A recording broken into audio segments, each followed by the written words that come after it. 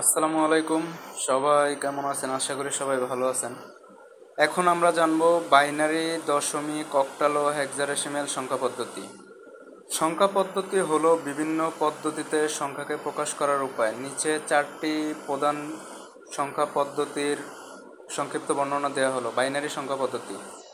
Binary সংখ্যা পদ্ধতির ভিত্তি হলো 2, অঙ্ক 0 1। ব্যবহার কম্পিউটার সিস্টেমে সবচেয়ে বেশি ব্যবহৃত হয়। উদাহরণ হিসাবে 1012 বাইনারি সংখ্যা। এর দশমিক সংখ্যা হলো 11।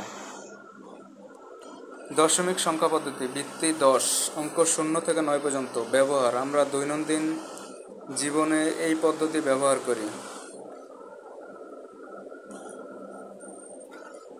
অক্টাল সংখ্যা পদ্ধতি ভিত্তি 8, অঙ্ক 0 থেকে 7 পর্যন্ত। ব্যবহার প্রোগ্রামিং ভাষা ও কম্পিউটার সিস্টেমে মাঝে মাঝে ব্যবহৃত হয়।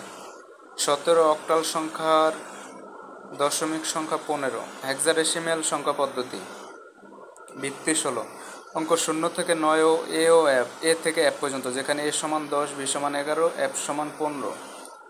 ব্যবহার কম্পিউটার মেমোরি ঠিকানা বা রং নির্দেশক হিসাবে ব্যবহৃত হয়।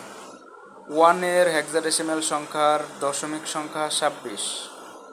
তো আশা করি সবাই এই দশমিক পদ্ধতি সম্পর্কে একটু হলেও জানতে পেরেছেন। তো সবাই ভালো থাকবেন।